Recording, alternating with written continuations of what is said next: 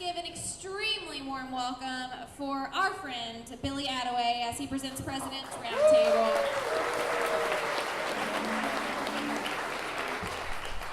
Wow, thank you, 1 Million Cups. So I have a concept that I've been working on for a couple of years, and it's something that's very near and dear to my heart. It's called the President's Roundtable. A little bit about me. I'm a recovering entrepreneur. Hi, my name's Billy. I've built and sold 5 companies, won the Entrepreneur of the Year, made Inc. 500 twice. But one of the things that helped make me successful is being around other successful people. So a President's Roundtable is a group, confidential group of presidents, CEOs, and business owners that meet once every 6 weeks to talk about each other's business and advise each other. It's different from a board of directors or a board of advisors. I'm in a group called YPO. We have forums, and a forum is just that. It's where we get together once a month or once every 6 weeks, and we all help each other with our respective businesses. Part of my success, for 17 years, I met with the same group of men every month, men and women, every month, and we help each other with our businesses. And what I did is I leveraged their knowledge and skill sets, and also the successes they'd had and the mistakes that they'd made. I didn't have to make those same mistakes. This is part of my forum. We took a retreat every year, and we would go someplace, usually in the southeast or in the eastern hemisphere. And we did some pretty cool things also. But I got very close to those people, and they got to know me, and I got to know them, and we got really deep in our relationships and our ability to help each other. So why I found value, their knowledge. So these were people who ran companies that were anywhere from, let's say, 10 million to 100 million. And they'd all made lots of mistakes, and they'd all had lots of successes. I got to leverage that knowledge. Their experience, they came from a different viewpoint. We were all from different walks of life. North, south, different religions. So hearing their viewpoints and having them weigh in on my problems. Business people who understand my problems. You're kind of, as a president or a CEO of a company, or as a business owner, you're kind of alone out there, and you don't have anybody to reach back to and get feedback from. Common issues. In business, there's typically 99 problems. You get the answer to those 99 problems, then you have the answer to most of it. But there's always that one problem you can't figure out. And sometimes that problem is fatal in business. Problem solving. If I've got a problem, I can present that problem to my President's Roundtable and have them weigh in and give me their advice. Opportunity vetting.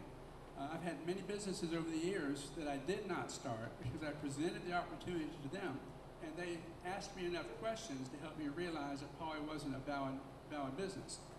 Conversely, I presented them opportunities, such as my telecom company, that we grew from 0 to 12 million in 6 years and ended up selling to a publicly traded company. It's time to work on my business instead of in my business. So many people don't have a chance to pull back and really look at their business and look at what they're doing. So this forces you to take 4 or 5 hours out of a month, just once a month every 6 weeks, and focus on your business, on what you're doing right, what you're doing wrong, and what your next steps are. Why join a President's Roundtable? You want to grow your company. You realize you don't know everything. Minimize mistakes. Share and learn best practices. Leverage others' knowledge and experience. How does a President's Roundtable work? 6 to 12 members, 9 meetings per year. Meeting time is typically 8 a.m. to 12 a.m. And what we do, we present and talk about each other's businesses and help each other be successful. And the cost is $295 per meeting. That covers the meeting room and any of the resources that we have. Are there other programs like this? Yes. Vistage, the Alternative Board, Renaissance, and C12. But why the PRT model? Why our model? Lower cost. Most of the other firms charge anywhere from $6.95 to $12.95 per meeting. It's less time commitment. Most of the other programs are an all-day program. And when you're in business, it's kind of hard to take all day off from your business, but you probably squirrel away 3 or 4 or 5 hours. How 1 Million Cups can help me? Referral of possible President's Roundtable members. Coaches looking for another program to license the PRT model. Thank you. Questions? All right, well, that was fast. Let's give him a round of applause. You're to the point. I love it. Wonderful. So now we're going to move into Q&A. So if you have a question, I'm going to come and run and bring you the mic. Just tell us who you are before you tell us or ask your question. So who's first? Hands up. All right. Be careful, you might get some feedback. Mr. Attaway, incredible presentation, right to the point. If there's anything I don't like, it's fluff, right to the point. So thank you very much for that. The one thing I'm a full believer in, without a doubt, is when you surround yourself with successful, powerful people that are working hard to get things done, you too can do the same thing. Approximately $395. Is that what the meeting is? $295. $295. Okay. For some people in this room, $295 might be, you know, it's an investment. You know, it's something they got to search their soul and search their pocketbook and basically say, am I ready to make this commitment? And again, I feel comfortable that if what it comes down to is you're 100% confident that you can offer a value that when these people walk away, they're going to say, I put $300 of my money on the table, but I'm going to walk away with an opportunity, a skill, sales network, where I'm going to make that money back in spades. Would you believe that you can offer that? Yes. Okay. All right. Thank you for the elaboration. Been doing it for 17 years Getting to the point today. in my existing forum, my existing roundtable. Hey, good morning. I'm Julia Pinkney. So when you're looking at the group that you're putting together, are you putting together different groups based upon interests or based upon experience, or is it one group? How does that work? So we'll have several groups in the area. We hope to have as much diversity in the groups as possible, because that diversity really helps with ideas and solutions and asking questions. I've been doing this for about a year, and I've had 2 or 3 groups up and running. We usually try and start off with a size of anywhere from $500,000 a year in sales to $5 million in sales. But we try and group people by the size of the business, because if you have someone who's a $50 million company, their problems are different than someone who's a $1 million company. The $1 million company can learn a lot more from the $50 million company, but the $50 million company can't get as much from the other members.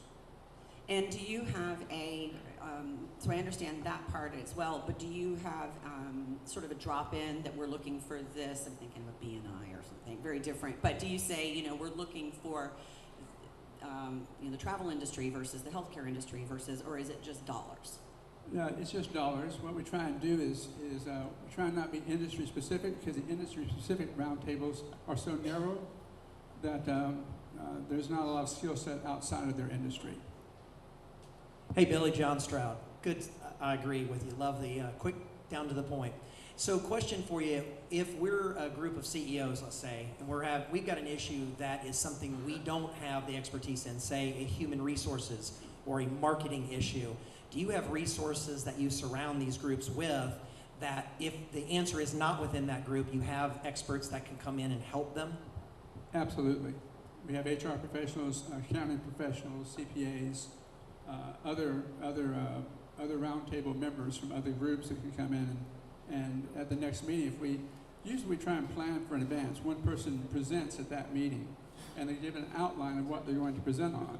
And so sometimes once they present, if we realize there's a deficiency, then at the next meeting we'll have a follow-up and have a resource in to talk to us about it. Freddie Brown, great presentation. Yeah, I love the fact that it was concise. So my question is, like I ask a lot of people, when they give a presentation, it's an awesome presentation, but what I didn't see was I need like examples. So when I say examples, so you've been doing this for a year. So example would be, okay, I coached, or this person was a part of the organization, or this business was a part of the organization, and this is the result. Okay, so some quick examples. We had one person who they had caught their controller embezzling and needed to know what to do about it. What was the group's thoughts about doing it? Or one person wanted to hire a new sales manager and asked for the group's insight and experience on what they should be looking for. One person wanted to do an acquisition, and we started walking through the steps of the people who had done acquisitions previously and said, here's some of the things you need to look out for, and we even offered up some of the documents that we'd used in our previous acquisitions or sales. Katie Blumquist. So would you consider doing a group that's more for like entrepreneurs who have a business up and running, like myself? I have a nonprofit. I'm the only employee.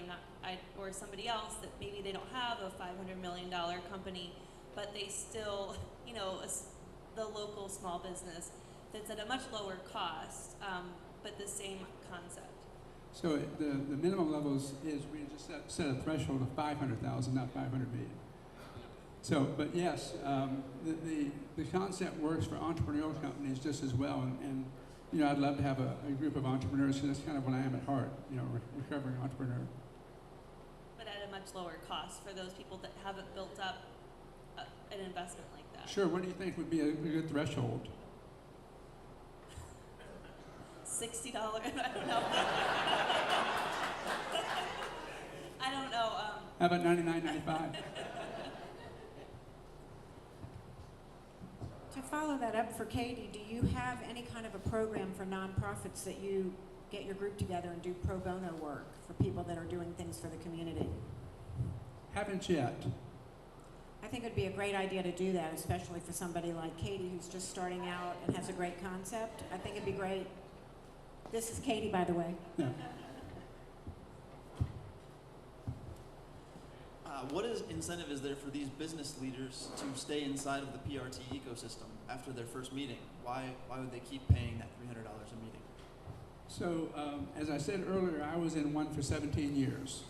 And we were all running companies between 10 and 100 million in sales. We were all very, very busy people. What we found is the information that we got, the advice, the questions that we got, really helped us solve our biggest problems, or help us, present our biggest opportunities. When you're growing a company that's growing as fast as some of ours have, my personnel company grew 2,700% in 5 years, 0 to 36 million. And when you're riding a rocket ship like that, you can't possibly keep up and know everything. So having that mindset, that brain trust of people who have already done something like that was invaluable to me. It kept me from making some huge mistakes. So that's the value of them continuing to be there. And I would go to a meeting sometimes and say, and I may not get something that time, but the next meeting I would go, I would get that piece of wisdom, or that one thing I needed to have that really made a difference for me. I think I asked my question before, but why would they keep paying you instead of scheduling on their own? Yeah. So the reason that groups like that fail, that are self-moderated, is they don't have leadership and they don't have a process to follow. And there's been numerous roundtables set up by the Chamber of Commerce here in the Metro Chamber, and by other organizations, and they failed because A, there wasn't confidentiality, B, there wasn't someone to lead the group and have a process that helps lead the group. And there was rules and norms that weren't followed, and the groups broke up, and so there's no reason. That's the reason to do that. So YPO has been doing this for over 60 years, and they've got a very successful model. And all I'm doing is copying their model, but for smaller businesses.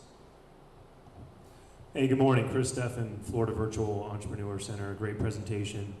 Thank you so much for being here. I will say that my job is to interview entrepreneurs, and I've done that about 270 times, and a lot of them really see a benefit in going to these roundtable groups. So I know for sure that it's a really important thing to these people. They all come away with a lot of benefit. But to your comment over there is a group for the rest of us who possibly can't afford to go to something like this, or might be intimidated, or who might feel that you're not quite at that level yet to be sitting at a table with CEOs that are in charge of a $50 million company. It's called SCORE. SCORE mentors are groups of retired executives, CEOs, founders who have a lot of knowledge that can help you grow your business for free. So keep that in mind. SCORE, not to take away from what you're doing, because what you're doing is amazing for certain groups of people, but for others, SCORE is a great resource. Yeah, SCORE and SBDC are both great organizations to help entrepreneurs. This is more from a day-to-day operational basis. This is where the roundtable kind of kicks in, where you can have you can build this familiarity with each other and build that trust and that confidentiality. Not to say that you don't have confidentiality and trust with SBDC or SCORE.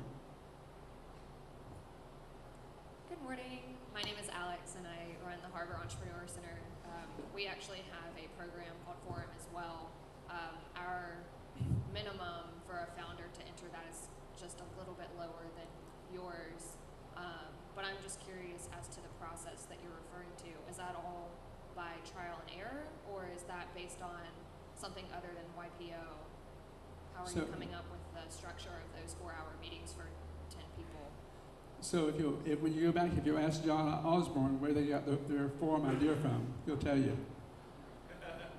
And I provided them some of the materials that helped them to get their organizational up front. And it's a great program that the Harbor's offering for their parts of their cohorts. I don't know if I answered your question. So I'm using the same materials that YPO taught me. I'm a trained forum moderator or a trained roundtable facilitator by YPO. Probably attended 4 or 5 days worth of training because this is the number one rated experience for all 27,000 YPO members worldwide. Is the Forum President's Roundtable type program. Hi, my name's Jessica. I make websites with Red Sunflower. A little bit closer to you, ma'am. Oops, sorry. My name's Jessica. I make websites with Red Sunflower. My question is, how do you ensure confidentiality within your group? So we have a small agreement that we sign, that everyone signs. It's a confidentiality agreement. And if anyone breaks confidentiality, they're asked to leave the group. It's that serious. That's the number one concept, number one precept is it has to be confidential or people won't open up and share information. And that takes time to build, but usually the President's Roundtable start at a superficial level, and usually we have some icebreaker meetings. We talk about our lives and what our backgrounds and our experiences are as in those first couple of meetings, and it breaks down walls pretty quickly and gets people to start sharing at a deeper level. But confidentiality is key. Hey Billy, my name's Andrew Barton. I guess I heard your two differentiators are cost a little bit less and less time investment. Is that correct? Yes, sir. So I guess my first thought is, does that work for people to pay less and put less time in? Is it still as effective as the other programs? And the second question is, why are you choosing to differentiate or compete on price as opposed to some other variable? So one of the biggest pushbacks that I had seen in talking to people is they didn't want to take a full day away from their business. And I said, well, if it was a half-day session, we could come in the morning and be done by lunch and really hit it hard with a smaller group because the Vistage groups are anywhere from 12 to 16 people. And so to cycle through 12 or 16 people in a day for each one to make a presentation and go through that process and have a resource, it's an all-day event.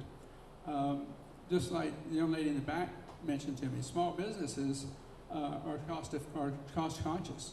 And I wanted to try and wanted to remove a barrier from entry, either the time or the cost for them to participate and get the benefits of a roundtable. So that's why we're using that differentiation. Hey Billy, my name's Spence. Question for you, it's kind of a follow-up, but the follow-up that I had is, with these folks, we mentioned earlier, they're very busy. Do you find that the time, maybe not the time, but making the meetings themselves, they have business trips or family trips or whatever, how do you address that with, if you decided to join what I would call this, well, I mean, not that we're not all elite, but, President's Roundtable, $300 per meeting. It's not for everyone, so how do you address that? So, first of all, the $300 is if we don't charge people, they don't have value, and they don't make a commitment to attend. And we ask that you make a commitment for at least 4 meetings to go through the process, and before you make a decision to drop in or drop out.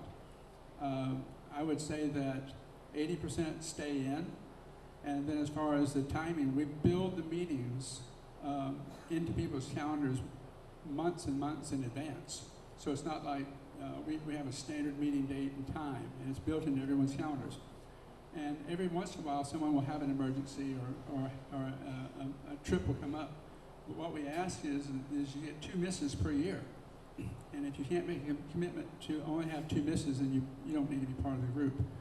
And as I said, there were 8 to 10 of us running large companies that for 17 years we very rarely missed meetings because it was so valuable to us. And I think it would be the same for the small companies too. I don't want y'all to discount yourselves, that you don't think that just because you're a small company you can't benefit from something like this. Because there's a lot of collective wisdom in this room. And if you put 8 or 10 of you together and brainstormed on an idea, you'll probably come up with a solution or come up with ideas that help clear the fog from your eyes. And so it's a very, very powerful concept, and I just wish more people would take advantage of it. All right, and then the last question that we always like to end on is, what is the number one ask that you have of the people in this room? The number one ask, I guess, is introduction to other business owners, presidents, CEOs, to let me share the idea with them and invite them to participate in a meeting and as a guest and see if they like it. Okay, fantastic. Well, let's give another great round of applause for Billy.